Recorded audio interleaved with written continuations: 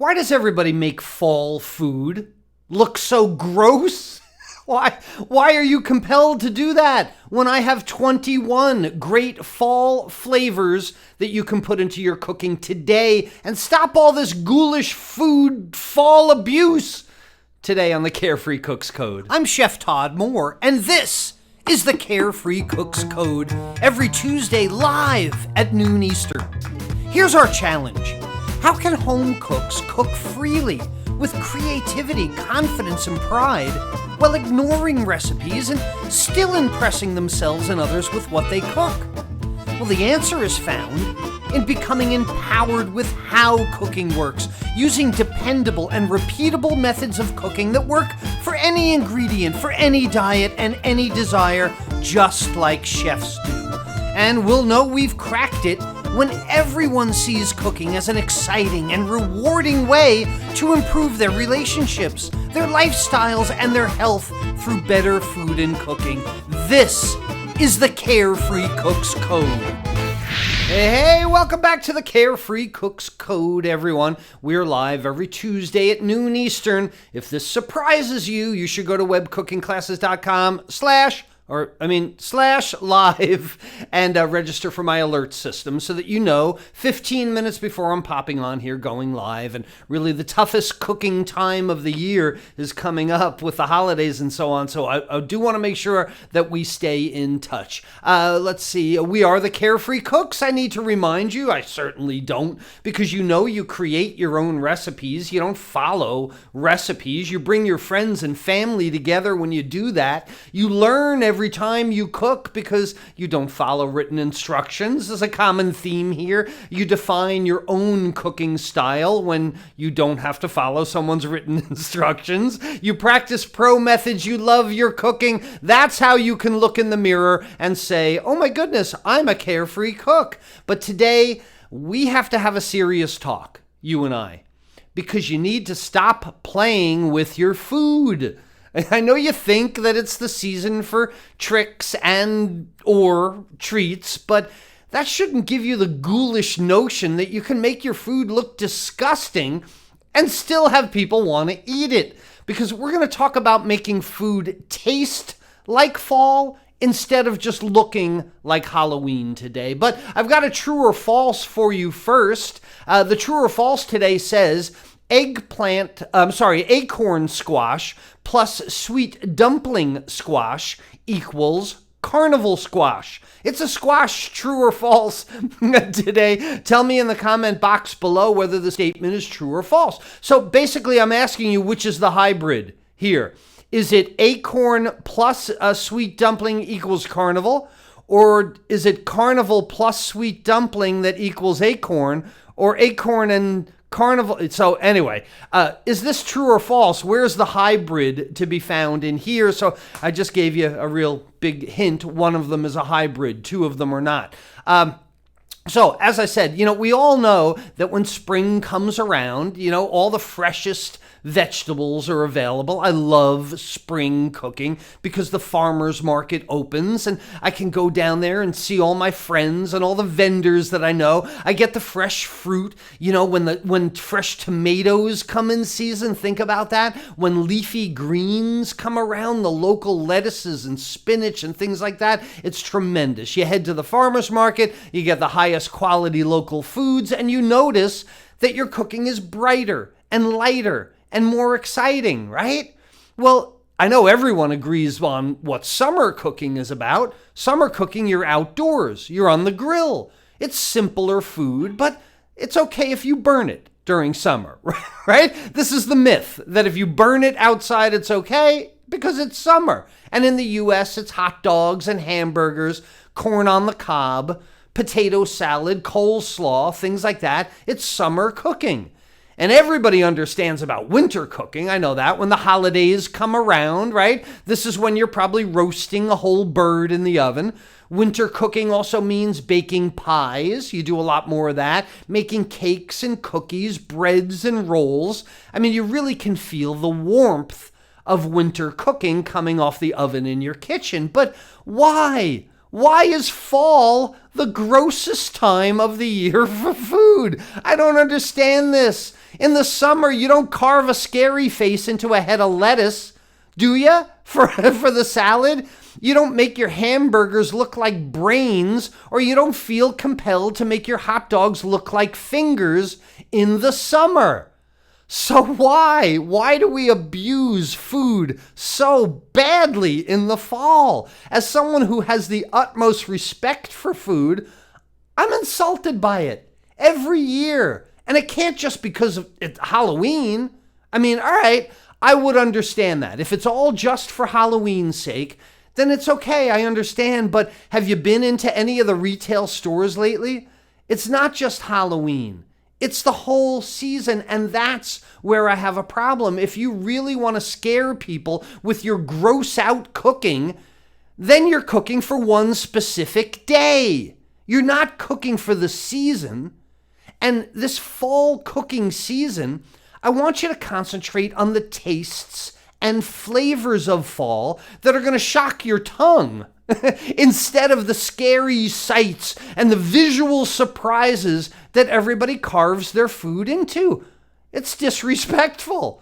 In other words, this is what I want to teach you to do today. Let's amaze the taste buds instead of frighten the eyes with the true flavors of fall. It doesn't have to be scary. So what I've got for you today are my top 20 fall flavors that you should be putting into your cooking right away. There were 21 of them, but I got so sick of pumpkin spice that I had to ban it.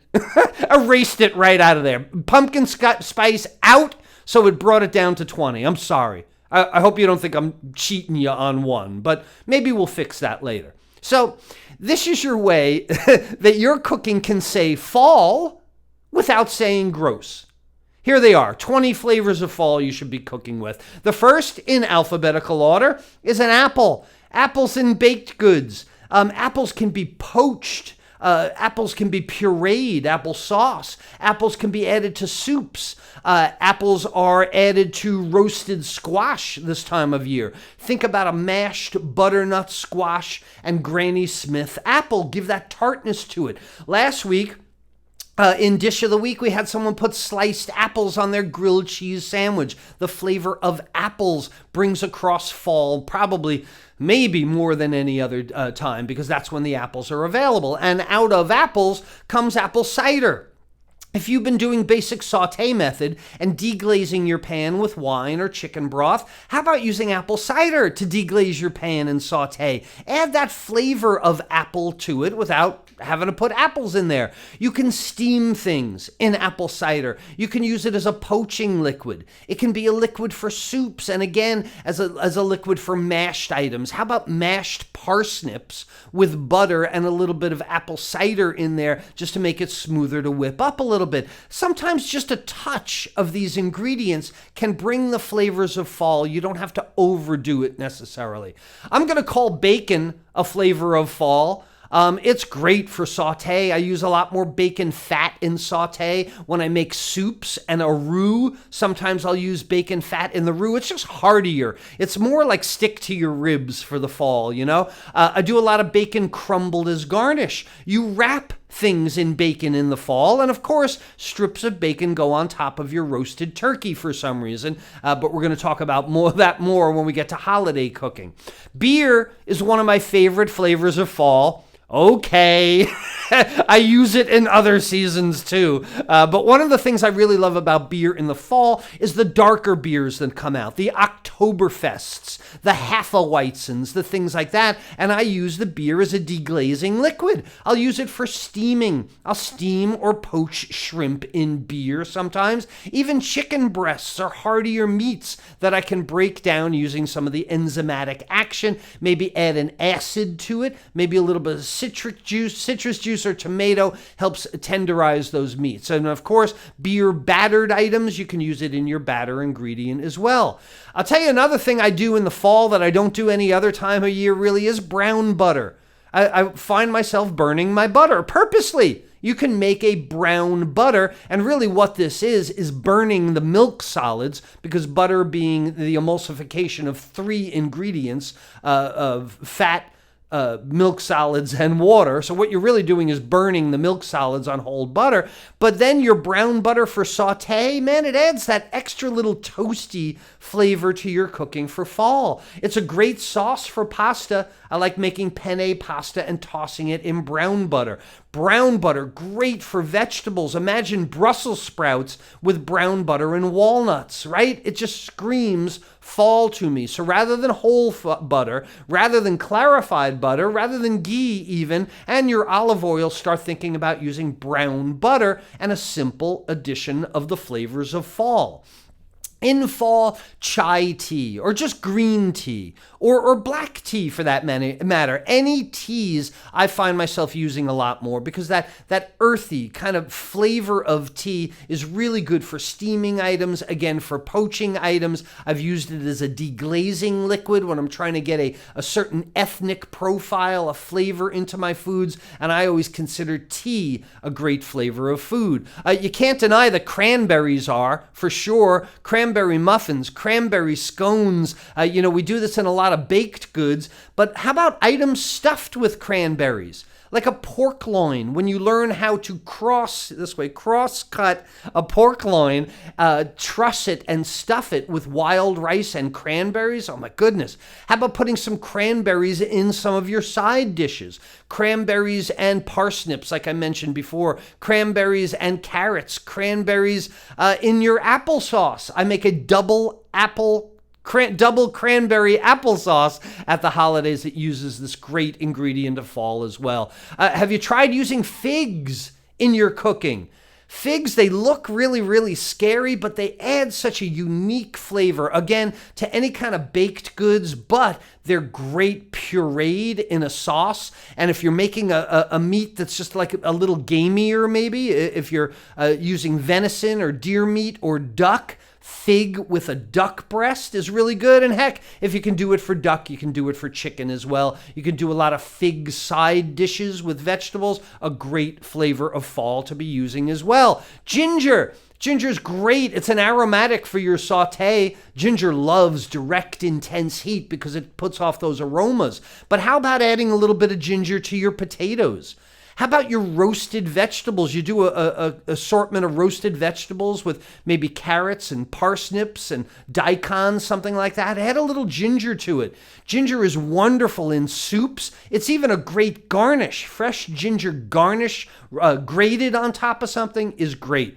Another thing I think about in fall is all kinds of nuts, specifically hazelnuts. Hazelnuts, pecans also I love in the fall. Of course, great on your baked goods, great in casseroles. If you're making any kind of baked in a glass dish casserole kind of thing, that extra texture, that extra nuttiness, earthiness, crunchiness, really good. They're great as a vegetable garnish. I love string beans with walnuts, or I do Brussels sprouts, like I said before, with pecans or with hazelnuts. It really screams fall to me.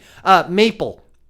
I wind up using a lot of maple syrup in the fall that I really don't do any other time of year, of course, unless I'm having pancakes. But look, don't get darkened corn syrup. Get yourself some real, honest to goodness, might cost a little bit of money, maple syrup, but man, a touch of that in mashed potatoes just yells fall. Maple chicken. Marinated meats in maple, sauces with a little bit of maple. Again, a touch in your casserole for your pureed items and soups. One of the most famous things I had in my catering company was a maple bourbon chicken. And we only served it at fall, and people, man, they loved it. Pears, start using pears, same way you would apples in baked goods. Pears can be poached, they get very soft. Pears can be pureed as well. Same thing with apples in mashed potatoes or roasted root vegetables. How about poached pears whipped up in a little bit of mashed potatoes? Really good for soups. Really good garnish as well. A really small julienne of pear is really nice as a garnish on top of side dishes or roasted meats.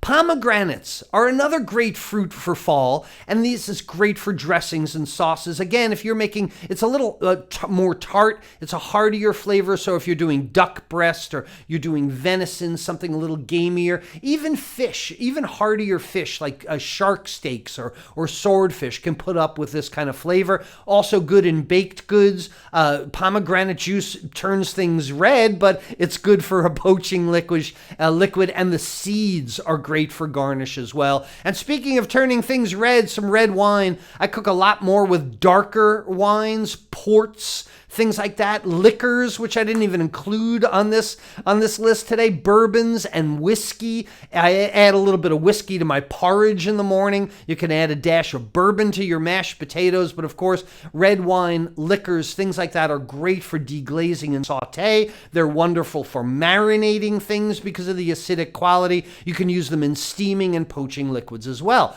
Okay, we're only halfway there because I want to talk about seasonings as well. Get your spice teams together. And if you have a fall spice team in your cabinet that goes along with your Italian spice team and your Greek spice team and your Indian spice team and your poultry spice team and your beef spice team, this is going to be your fall spice team. And one of the first things I use is allspice, and either whole allspice berries that are cracked just like peppercorns or ground allspice. Great in baked goods. It goes really well with beef and lamb. I like allspice on mushrooms, and a little touch of it makes a stew, gives a stew a really depth of flavor as well. You can't escape fall without cinnamon, I would say, for sure. Cinnamon goes in everything. Baked goods, really good on more gamey things, like I said. In potatoes, in chili. Ask someone from Cincinnati if there's any cinnamon in their chili, and they'll tell you, yeah, there is. Cincinnati chili does really well with that in the fall as well.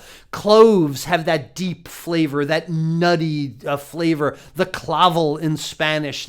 They're really good on potatoes. They're great with onions, vegetables. They go really well with poultry because this is the type of thing that you can add to the dish and then discard afterward because it gives you the aromatic quality of it. You really don't eat the cloves. You put them in there and then you get rid of them afterward. Nutmeg, great flavor of fall. Again, for your potatoes, for vegetables, for sauces. I use nutmeg in stews and chilies a lot as well. It gives you a really earthy kind of flavor. Fresh herbs, rosemary. I can't make it through winter without a whole bunch of rosemary, and it's good because the rosemary keeps growing through winter. I would not make a beef roast without putting rosemary on it. As a matter of fact, I don't know that there's much I would roast in the oven without filling my entire house with that smell of aromatic roasting rosemary, you know? Great for beef, great for poultry, great for pork, wonderful in potatoes and side dishes and sauces. I mean, I used to take a combination of white chef potatoes, purple potatoes, yellow potatoes with a bunch of rosemary and roasted in the oven with olive oil. My goodness, it's delicious. Sage goes hand in hand with rosemary. Again, would not roast any kind of beef without doing rosemary. And sage, great on pork, great on game, again, potatoes and sauces. And the third in that triumvirate is thyme. Thyme is wonderful, again, for beef, poultry, game. This combination of rosemary, sage, and thyme usually winds up in a compound butter for me that I keep in my freezer, and a pat of that will go on a steak or even a chicken breast or a whole roasted bird when it comes out of the oven. But I said I didn't want to cheat you and only give you 20 instead of 21, so I've got one more for you. And since I banned pumpkin spice, never to be heard from again, I need to give you one more bonus so that we can bring it back up to 21. And here it is. Here's my personal favorite that I really don't hear anybody talking about much at all, because I love mustard in the fall. Specifically whole grain mustard. It is so earthy. It's so aromatic up in your nose. It's even got a little bit of crunch from the mustard seeds. Mustards have an emulsifying quality to them as well. So mustards really help bring your sauces together. Mustards, because of this emulsification quality, they help prevent sauces from breaking as well. So mustard goes perfectly with everything else I mentioned, with all 20 other things, with maple, with apples, mustard brown butter, a whole mustard bacon, just about everything I mentioned. And I put my whole mustard on greens, you know, sauteed spinach with whole mustard, sauteed collards, kale, things like that, Brussels sprouts that I steam first. then saute in butter to get them nice and crispy, and then some whole grain mustard as well. Whole grain mustard and mushrooms is a really, really earthy flavor. It's so much better than that basic yellow the hot dog mustard, right? That's a summer ingredient. The hot dog mustard you can keep in the summer for your hot dogs, but the whole grain mustard, that's a fall ingredient that I use all the time. It's really something. So look, instead of trying to make your food look like one specific day in October, how about making it taste like the entire season by using the flavors of fall that are delicious and not scary? Why does fall food have to be scary when it can be so delicious too? Hey, it's time for the dish of the week, and we can peer into our Carefree Cooks community. Those are lifetime members of web cooking classes, getting close to 10,000 people in our community now. And it warms my heart so much because we love each other. We're friends. We're family. We share. We encourage. We empower. We enlighten. We elevate. It's a tremendous group. So let's see who's cooking with the flavors of fall. Talked about cinnamon. So Nancy is straight out there with these gorgeous cinnamon rolls, flavor of cinnamon and nutmeg and allspice that I talked about. This is the flavor combinations of fall, and what a great example. But make yourself some cinnamon rolls. I just thought of a really bad joke, but I won't go there. Do you know how when a gingerbread man hurts his knee, do you know what he does? Icing.